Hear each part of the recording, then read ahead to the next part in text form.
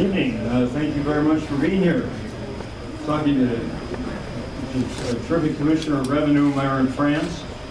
I'll answer the easy questions, I'll answer the hard ones. That's the deal. But he's been having these meetings all over the state talking about tax reform, and I said, Myron, it's going to be really embarrassing if you get more people coming to yours than I got to mine. So I don't know how this one evens out. He's trying to be gracious, but I know better than that. We have the acting mayor. After we set this date and put out notice, we found out that regrettably Mayor Ness is out of town, as is Lieutenant Governor Breckin Sullivan. So I'm sorry that both are absent. But we have our acting mayor is also a distinguished member of our Judicial Selection Commission. We just recommended finalists for the Minnesota Supreme Court, and they do a terrific job. Many hours all over the state with no compensation, but just satisfaction. Hopefully we've seen really good people appointed to the judiciary. So thank you very much for this. Thank you very much, Governor Dayton. And I just wanted to give a welcome to you on behalf of the mayor. The mayor wishes he could be here, but he's with his family on their first real vacation, and so he does get to stay there, and I'm hoping to be someplace warmer than we are here. The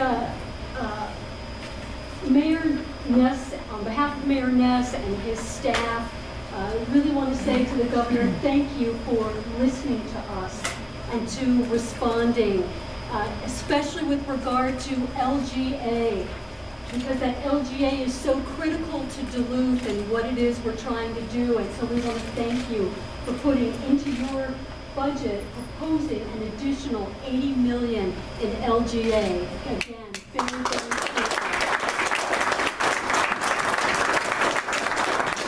And I know we want to get on with the town hall, and I know, Governor Dayton, you're probably tired of acting mayors and mayors saying to you, we always need more money. But now that I have this opportunity to tell you, we could use a little more money. In thinking about Duluth, and if you're having a conversation about cities that have some transportation challenges, cities, for instance, that are built into a hill, or cities that are like 26 miles from end to end, port cities, cities that can you think of one, just for example? I'm just for a moment thinking of Duluth, and so Governor Dayton, please just continue to think of us. And again, thank you so much for all of your support to this area. It's tremendous, and we appreciate it.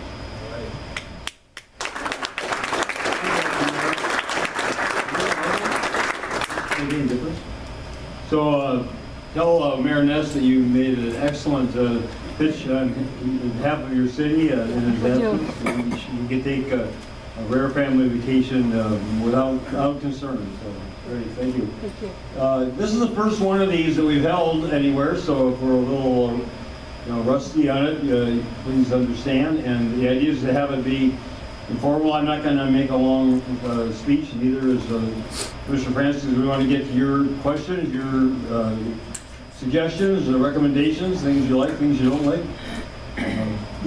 I think did everybody assume that we got a copy of this handout, or if not, they're available. The thing to remember about this budget going into it is the state's projected to have a $627 million deficit in the next 2 years. When I arrived in the governor's office 2 years ago, it was $6.2 billion projected deficit. So we're now 1/10 of what we were, but we still are looking at a deficit. In addition, we owe the school districts $800 million for the past shifts. We paid off $1.9 billion of it, so we've come a long way, but we're still paying off these old debts from the past games and gimmicks that were employed to previous to my arrival. So right away, you either raise that amount of money in revenue, $627 million in additional revenue, or you have to cut another $627 million from the budget for the next 2 years. We've already cut $2 billion out of that budget. The legislature in 2011 and I, it was Republican leadership, they deserve credit.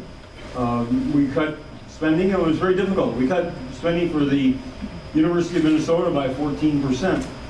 And for higher education overall, university, MINSCU, and student aid by over 13%.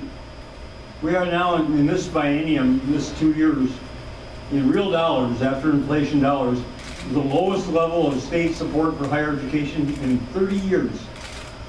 So, I mean, we're not making the investments that we need, and the chancellor and the president of the university tell us what they have to have if they're going to allow education to be affordable for young people and to their parents, as well as have the quality necessary, because everyone says quality of your higher education is going to determine who's successful and who's struggling in the future, and which states are most successful and which ones are not. So, so the trade-off, as I view it, is either what I view as an extreme approach is just saying, well, no new taxes.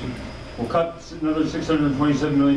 We'll have no additional money to put into early childhood education, all-day kindergarten, some of the things that I propose to do here, and you know, we'll just cut our way out of this situation. I believe Minnesotans will do better and favor a balanced approach.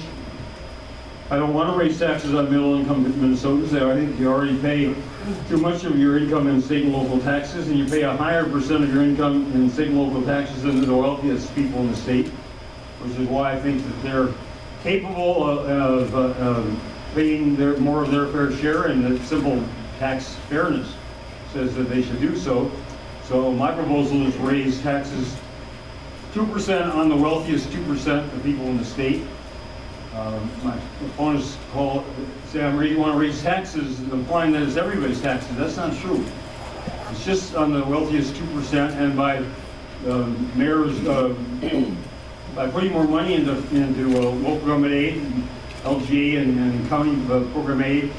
One of the main ways in which we can help keep property taxes down, increasing state funding for the public schools. Another way we can indirectly help keep property taxes down. So those are the goals, to have tax increases on people who can afford it, and then to direct that money into eliminating the deficit and to making the investments in education, infrastructure through a bonding bill, which will come out in the week after next, and then economic development incentives that are going to employ more people in Minnesota and move our state forward. So thanks for being here. I'll ask Commissioner Revenue to make a few remarks, and then we'll throw it open for comments. Well, thank you, Governor. Thank you all for being here tonight. I just want to add one more point so we can get to the questions right away, and that is the Governor's plan also provides for the opportunity to eliminate some corporate tax loopholes, tax breaks, so that all corporations can pay the same rate. One of the things that we want to try to do is to level the playing field. To the extent we can eliminate tax expenditures that just a few corporations use, so that all corporations can pay the same rate, is really one of the other areas of fairness that we want to bring onto the tax code. We also want to help with the renter's credit. In addition to the local government aid the Governor mentioned, we do have an increase in the renter's credit that helps those of limited income to have a little bit of help on the renter, on the property tax portion of the rent that they pay. So those are a couple of the other areas that we really are promoting in terms of the governor's tax package. I'm sure there's some other ones. One other one I'll mention, and I'll turn it over back to the Governor and let you all ask questions. That is the affiliate nexus, or what we call e-fairness. Right now, those people, those corporations that sell into Minnesota, they don't collect sales tax because they don't have a store here, or they don't have employees here. We want to change that so that there are some companies like Amazon and a few others that have actually people in Minnesota selling on their behalf. We would ask that they collect sales tax like all the local businesses do now, so that it'd be more fair for all Minnesotans to collect that sales tax. So with that, I'll turn it back over to the Governor. All right, so we have a couple of people here with roving mics, and if you want to say anything, raise your hand, please, and then if you would mind identifying yourself by name, and if you're representing a particular organization, indicate that, and if you don't want to, you don't have to. Or you can use someone else's name.